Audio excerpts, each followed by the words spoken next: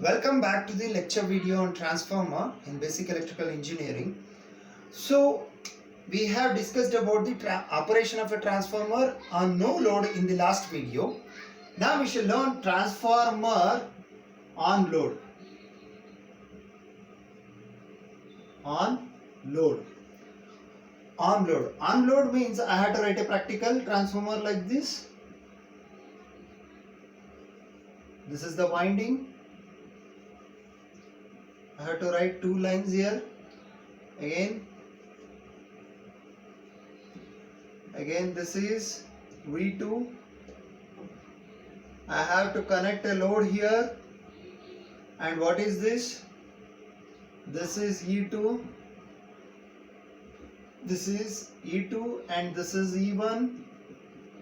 This is V1.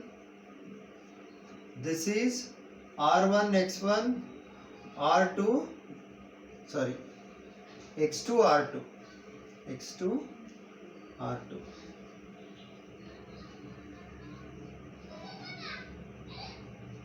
X2, R2.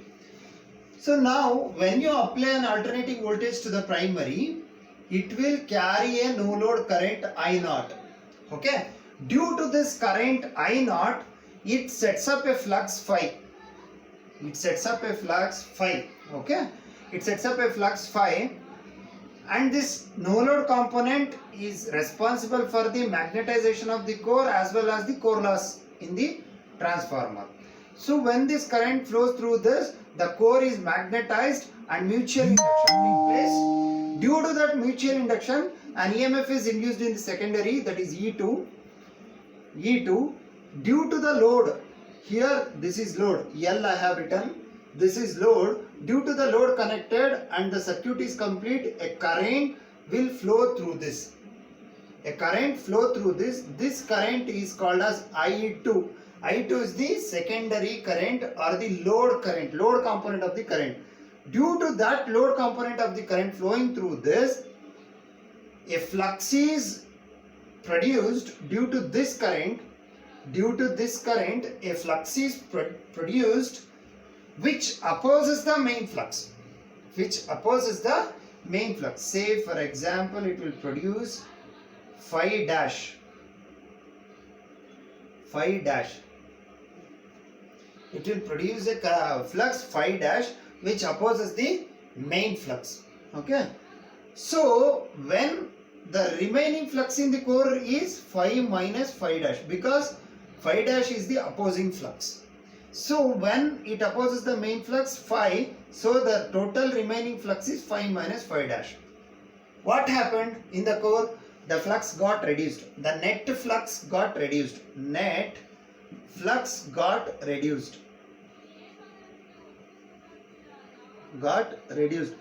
the net flux got reduced? Due to the load component of the current flowing through this. So when the net flux got reduced, what will happen? This primary circuit has to maintain the main flux, as nominal, what actually it was in the previous. For that, what it has to do? Due to the reduced flux, E1 got reduced. When E1 got reduced, the net voltage difference V1 minus E1 is the net voltage difference. Due to this two voltage gradient, some more current is driven from the supply.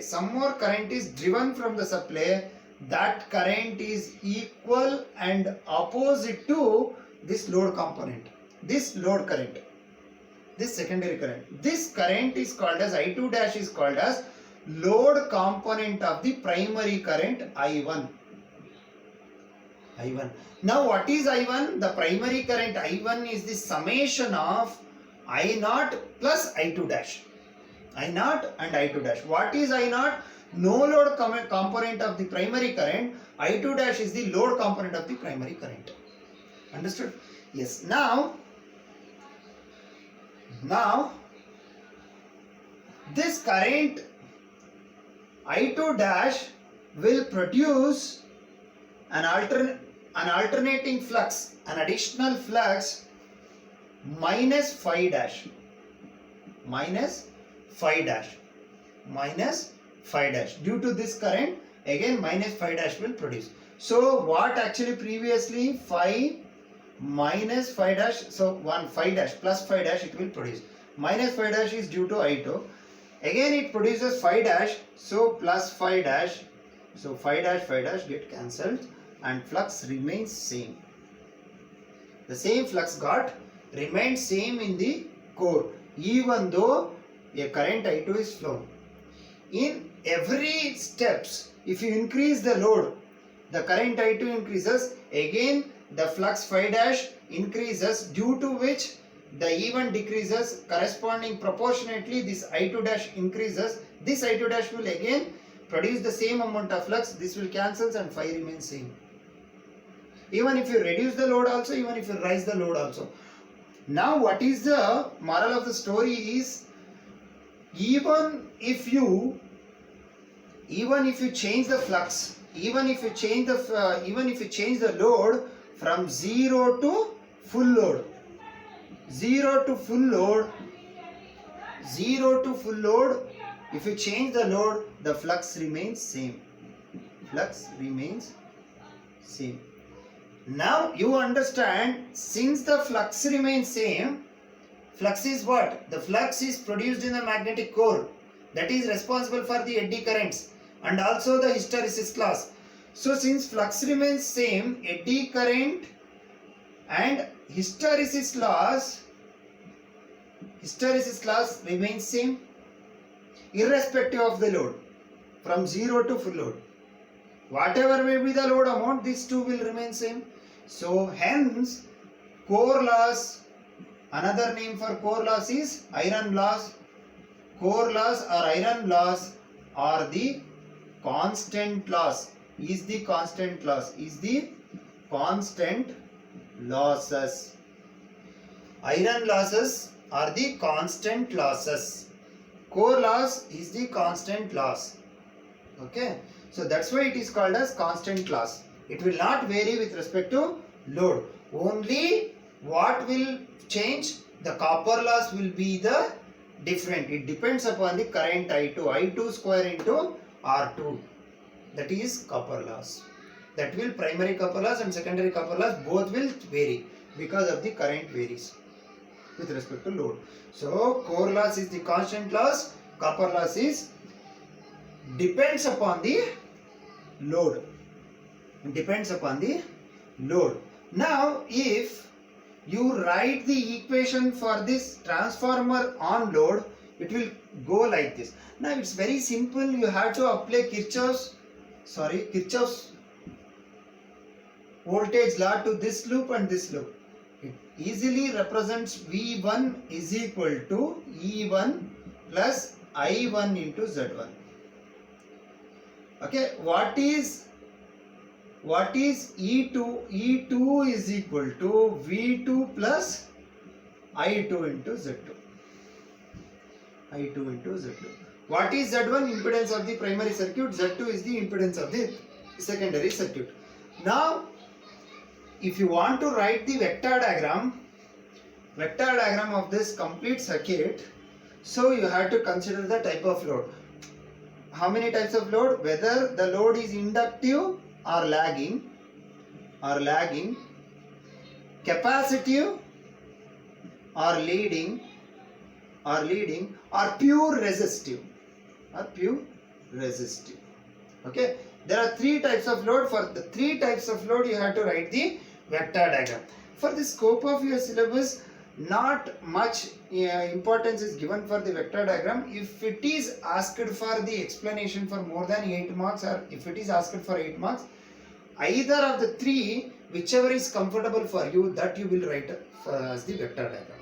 Okay, now I will write it for the inductive circuit simply. Okay, the logic what you are using for the inductive circuit, the same kind of logic you can use to write the vector diagram for the capacitive and resistive also. It's very simple. Now, what is this? Phi. Okay, I will write it once again. Now it is phi. Now it is phi. Okay, I have taken phi as reference because in the derivation itself phi is equal to phi m sin omega t. With respect to phi, what about E1? E1 will be here. E1 will be here. What about E2? E2 is also here. Suppose if it is a step-up transformer, E1, E2 is greater than E1. E2 is greater than E1. Now what about V1? V1 will be here. But you have to observe the equation. V1 must be equal to I1 into Z1 plus E1. Right? I1 plus Z1 into E1. So what about this E1? E1 is here. Minus E1 is here. Minus E1 is here. And what about V1? V1 is here. V1 is here. Why I have taken the vectorial summation of minus E1 plus IZ1 is equal to V1, right? Minus E1, sorry, this is minus E1 plus IZ1. Why? Because E1 will oppose V1. Okay, so now what is IZ1? IZ1 is equal to IR1 plus IX1, JIX1, right? IR1 plus IJX1, because Z1 is equal to R1 plus X1. So what about IR1? IR1 will be in the reference like this, IR1. What I am writing? Just a vector diagram for a simple RL circuit, RL series circuit. How I will write? I will take current as reference. What about this? This is IXL and this is IR and this is IZ and this is angle phi. These things you have already studied in your single phase AC circuits for analysis of the RL series circuit. For the simple RL series circuit, I am writing this here. I am writing like this here. I am taking IR1 here and this. Okay. This IXL will be 90 degree to IR1. 90 degree to IR1. Okay. 90 degree to IR1. That will go like this. 90 degree to IX1. Okay. What about IV1? The vectorial summation of minus E1 plus IR1 plus IX1. That is what is na? Minus E1 plus I1 into Z1 is equal to V1. So V1 is equal to E1 plus IZ1. IZ1 is here. This is the hypotenuse. Hypotenuse. Okay. It's not as easy as you think here. You have to use your logic. Okay. So this is IZ1. Right? IZ1. Vectorial summation of minus E1 plus IZ1 is equal to V1. Is equal to V1. I can write like this. What is this? V1. V1. Now V1 is equal to minus E1 plus I1Z1. Again I1Z1 is split up into like this. IR1 plus IZ1. IX1. Okay, with respect to V1, what is the primary current? Current I1. Primary current I1. Why I am taking? Okay, now V1 is equal to minus E1 plus I1 Z1. I1 Z1. So now what about V2? To know V2, we shall keep it aside. Now we shall first resolute I1. What is I1? The primary current I1 is the vectorial summation of I0 no load component plus load component I2 dash. Right? I2 dash is the summation. So now where is I0? I0 will be here. Again I0 is a vectorial summation of I mu plus I omega. This also you know. Again I can write like this and I can write like this. This is the angle phi and this is I0. That I don't want to represent here. The diagram will become more clumsy and more complex. Just you should know this thing. Okay, now I am writing I0. I naught plus I2 dash. I2 dash will be here. I2 dash will be here. How you will define? How will you know that I2 dash will be here? Because I am thinking the load is inductive. Load is inductive connected at the secondary. Inductive load means if I take V2 here, V2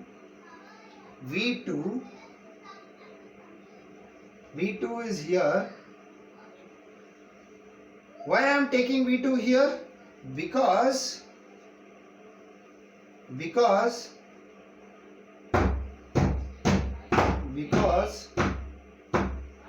E2 is equal to V2 plus I2 Z2, right? In the transformer second loop equation, E2 must be equal to V2 plus I2 Z2. E2 plus V2 plus I2 Z2. I2 Z2 can be resoluted like this. Again, what is this? I2 into R2 plus, also I can't write it in a proper way. Instead of taking like this, I will take like this. Okay. V2 I will take like this. This is I2 R2. Again this one is I2 X2, and this is hypotenuse is what? I2 Z2. This is E2 and this is I2 Z2. So V2 plus I2 Z2 is equal to E2. That's what I have written here. Okay. Now the load is inductive. In inductive means the current will be lagging the voltage. Secondary terminal voltage is V2. So the secondary current will be lagging this by an angle phi, secondary angle. So this is I2. Exactly opposite, I2 dash will be there. So I2 dash. Exactly opposite like this. Okay. Exactly opposite. Okay, how I can write exactly opposite? On the other side. Okay. Like this. I2 dash. I2 dash. What is the summation of I2 dash and I naught? Parallelogram law, and this is I1. This is the complete vector diagram of the transformer on load. This is the hypotenuse. Okay. Transformer on load. I2 X2, this is hypotenuse, sorry. This is exactly 90 degree here. I cannot write it properly. Okay. So this is the complete vector diagram of the transformer. Hope you have understood how I have written this vector diagram. And it is optional. If you can able to write it, you write it. It will be usually asked for 6 marks. You need not to write this. If it is asked for 8 or 10 marks, then you have to write it. Okay. Explain the operation of the transformer on load.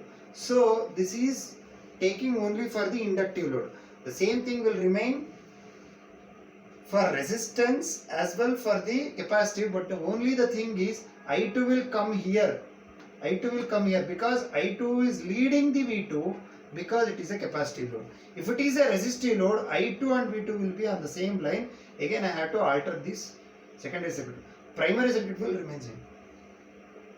Only the thing. Okay. Hope this is understood for you. If you can able to write this vector diagram, you write it. Okay. This is only thinking the secondary connected load is inductive. So in the next class, we shall learn about types of losses and efficiency.